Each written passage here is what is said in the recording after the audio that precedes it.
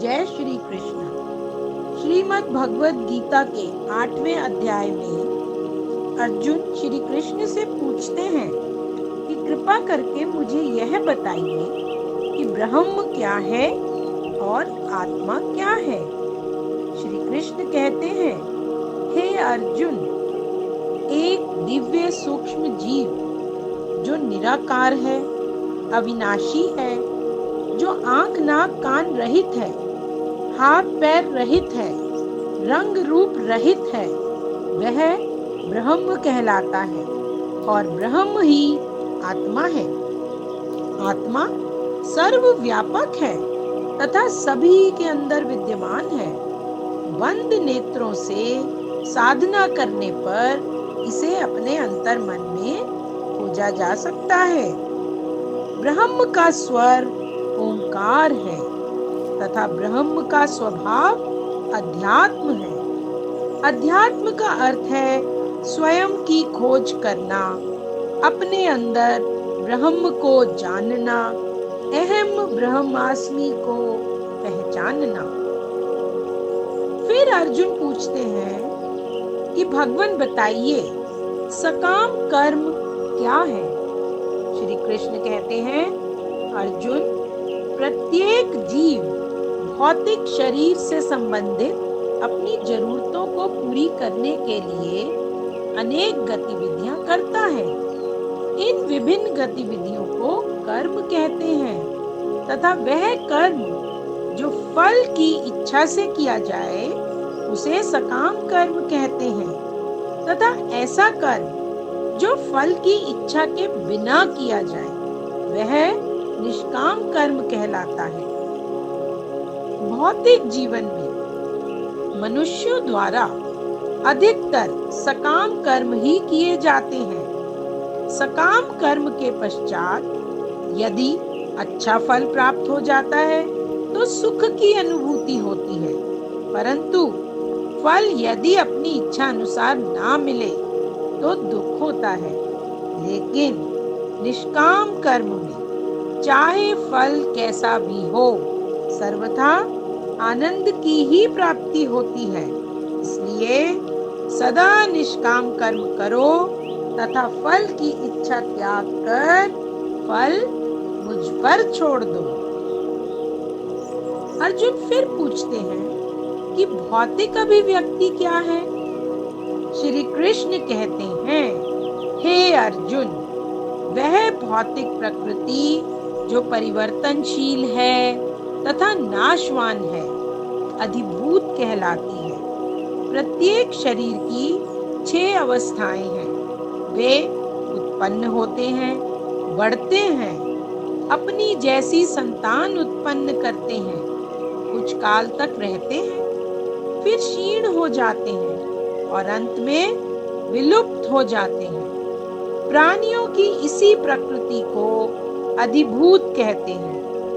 प्रत्येक निश्चित समय पर उत्पन्न होता है तथा निश्चित समय पर विनष्ट भी हो जाता है, क्योंकि अधिभूत सदा नश्वर है, परंतु अधिदेव चिरंतर है। भगवान का विराट रूप, जिसमें सूर्य व चंद्रमा भी शामिल है, वह अधिदेव कहलाता है। अधिदेव अजर है, अमर है तथा प्रत्येक देहधारी के हृदय में स्थित परमात्मा अधियज्ञ कहलाता है, यानी आत्मा में परमात्मा का वास। श्री कृष्ण कहते हैं कि मैं प्रत्येक देह में आत्मा के रूप में वास करता हूँ तथा मैं प्रत्येक प्राणी को अध्यात्म जीवन जीने के लिए सदा प्रेरित करता हूँ। प्रत्येक मनुष्य के जीवन में अध्यात्मवाद व भौतिकवाद में युद्ध चलता रहता है। अध्यात्मवाद अर्थात अच्छाइयाँ तथा भौतिकवाद अर्थात मोहग्रस्त बुराइयाँ। परंतु जो इस भौतिकवाद से ऊपर उठकर अध्यात्म जीवन को अपना लेता है वह अंत में मुझे ही प्राप्त होता है। कृष्ण आगे बताते हैं, शरीर त्यागते समय मनुष्य जिस जिस भाव का स्मरण करता है वह उस भाव को निश्चित रूप से प्राप्त होता है। अंत काल में जो मेरा स्मरण करते हुए शरीर का त्याग करता है वह मुझे ही प्राप्त होता है। संसार से प्रयाण करने के दो मार्ग हैं।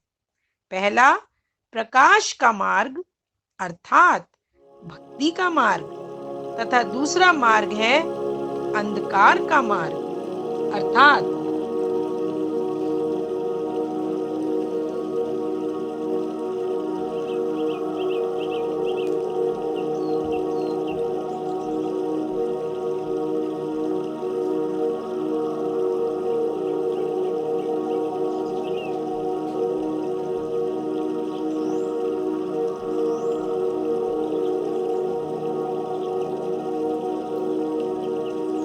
भौतिक जगत का मोह। जो इस मोह में रहते हुए शरीर का त्याग करता है वह मनुष्य वापस लौटकर पुनः जन्म लेता है, तथा भक्ति मार्ग चुनने वाला मनुष्य मोहग्रस्त नहीं होता तथा कृष्ण भावना भावित भाव से कर्म करता हुआ अंत में मेरे आनंदमय परम धाम को प्राप्त होता है। और जो मनुष्य धुएं में, रात्रि में, कृष्ण पक्ष में या सूर्य के दक्षिणायन में रहने के 6 महीनों में दिवंगत होता है वह स्वर्ग लोक को जाता है तथा वहां से पुनः पृथ्वी पर लौटकर आता है और उसका पुनर्जन्म होता है। परंतु जो मनुष्य प्रकाश में, दिन के शुभ क्षण में, शुक्ल पक्ष में या जब सूर्य उत्तरायण में रहता है, इन 6 मासों में इस संसार से शरीर का त्याग करता है वह परब्रह्म को प्राप्त होता है तथा वह जन्म मरण के चक्र से सदा के लिए छूट जाता है। जय श्री कृष्ण। कृष्ण कृष्ण बोलो, कृष्ण कृष्ण बोलो, कृष्ण कृष्ण बोलो, कृष्ण कृष्ण कृष्ण बोलो, कृष्ण कृष्ण बोलो, कृष्ण कृष्ण बोलो, कृष्ण कृष्ण जीव है, कृष्ण ब्रह्म है, कृष्ण सूर्य है, कृष्ण चंद्र है, कृष्ण चेतना, कृष्ण आत्मा, कृष्ण ही सब के है परमात्मा। कृष्ण कृष्ण बोलो, कृष्ण कृष्ण बोलो, कृष्ण कृष्ण बोलो, कृष्णा कृष्ण कृष्ण बोलो, कृष्ण कृष्ण बोलो, कृष्ण कृष्ण बोलो, कृष्णा कृष्ण भक्ति है, कृष्ण मुक्ति है, कृष्ण देव है, अधिदेव है, कृष्ण आदि है, कृष्ण अंत है, कृष्ण ओम है, सार्वभौम है। कृष्ण कृष्ण बोलो, कृष्ण कृष्ण बोलो, कृष्ण कृष्ण बोलो, कृष्णा कृष्ण कृष्ण बोलो, कृष्ण कृष्ण बोलो, कृष्ण कृष्ण बोलो, कृष्णा कृष्ण कृष्ण बोलो, कृष्ण कृष्ण बोलो, कृष्ण कृष्ण बोलो, कृष्णा। जय श्री कृष्णा। इति श्री 8वां अध्याय समाप्त।